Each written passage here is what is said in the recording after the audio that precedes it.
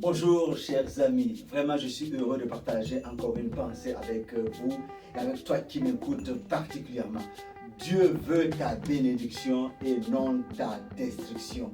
Même si ce que tu vis peut être difficile et peut ressembler à un malheur, je te dis, les intentions de Dieu, il veut te bénir, il veut te faire du bien. C'est par une alliance qu'il a avec toi en Jésus-Christ si tu l'acceptes. Je te partage une histoire qui est un peu intrigante. Le peuple d'Israël a vécu un moment difficile quand il était aux prises avec ses ennemis, les Philistins. Alors, la guerre battait plein et le peuple d'Israël était en train de perdre la guerre. Alors le peuple s'est dit, on va amener l'arche de l'alliance. Parce qu'en effet, il y avait une alliance symbolisée par une arche entre le peuple et son Dieu qui est l'Éternel. Et ils ont amené l'arche de l'alliance dans le camp de bataille. Malgré la présence de l'arche, le peuple d'Israël a été battu. Et l'arche a été prise par les ennemis. Mais l'arche est restée dans le pays des Philistins pendant 7 mois. Et là, il y a eu malheur sur malheur, maladie sur maladie, mort sur mort. Et les princes des Philistins se sont dit, non, ce n'est pas possible, nous ne garderons pas l'arche. Donc ils ont ramené l'arche dans le pays d'Israël avec de l'or pour dire, voilà, pardon, nous ramenons l'arche. Mais quand l'arche est arrivée dans le territoire d'Israël, la première ville dans laquelle elle a été, les gens sont venus, ils se sont réjouis parce que l'arche était là. Mais les gens ont déshonoré, le peuple a déshonoré l'arche. Et là encore, malgré que l'arche était dans le peuple d'Israël, dans le pays d'Israël, il y a eu plusieurs qui ont été frappés et plusieurs sont morts. Et donc les gens ont eu peur de l'Éternel. Quel est ce Dieu-là qui semble si cruel? Et l'arche est restée là encore pendant plusieurs mois, à plusieurs années. À un moment donné, l'arche a été amenée chez un homme qui s'appelle Abinadab.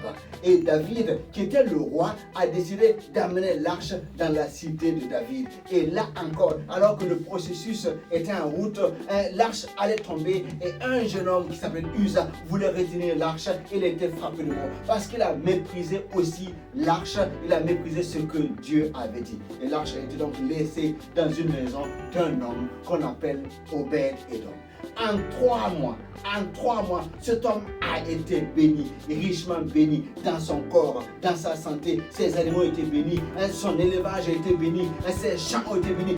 Tout le monde a remarqué, il y a quelque chose qui se passe chez Obed-Edom parce que l'arche de l'Éternel était là. Tout le monde a reconnu qu'il y avait la bénédiction de Dieu parce que Obed-Edom avait honoré le Dieu de l'Alliance. On apprendra plus tard que Obed-Edom c'était un instrumentiste, quelqu'un qui adore Dieu. Alors que la même arche a fait le malheur ailleurs, elle a béni la vie d'Obed-Edom parce qu'il a honoré le Dieu de l'Alliance. Je viens donc t'encourager.